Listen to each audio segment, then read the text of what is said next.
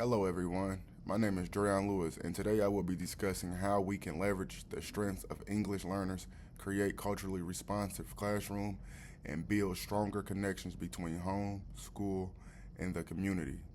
As educators, it is important to remember that our English learners come into the classroom with many strengths, including their home language, culture, family experience, and different ways of understanding the word and the world. Our job is to recognize those strengths and use them to support academic language development.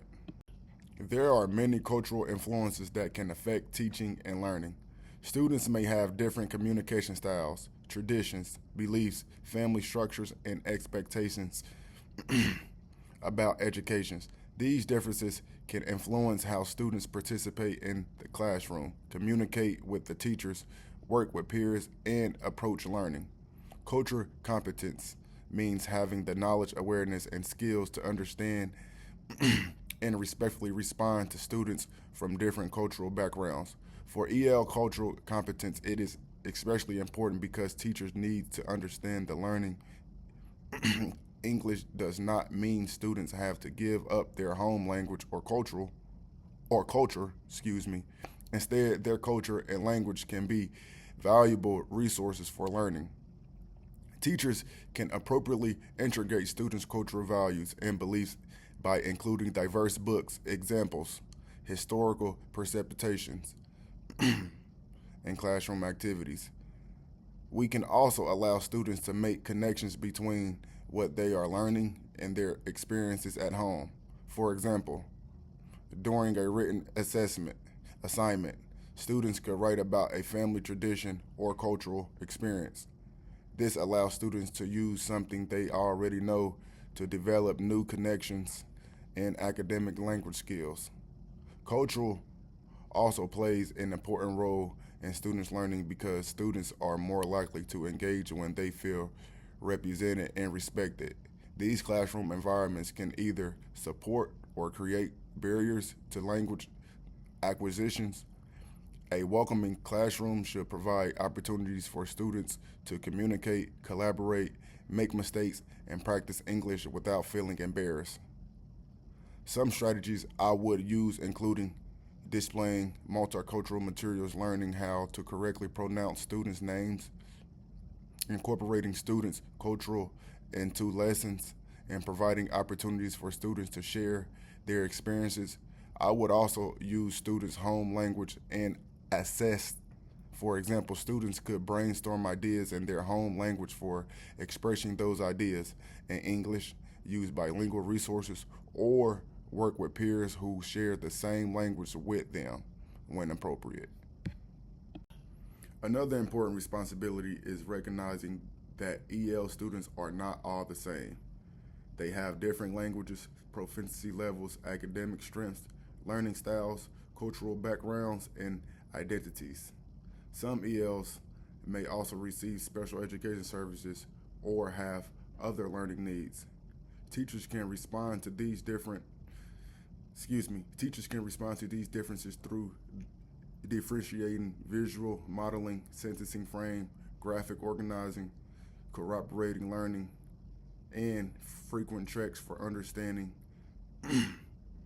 I believe strategies such as I do, we do, you do can also be helpful because students first see the teacher model the skill, practice with support, and eventually demonstrating the skill independently. We also need to support the social and emotional needs of ELs. Moving into a new language or school environment can be challenging.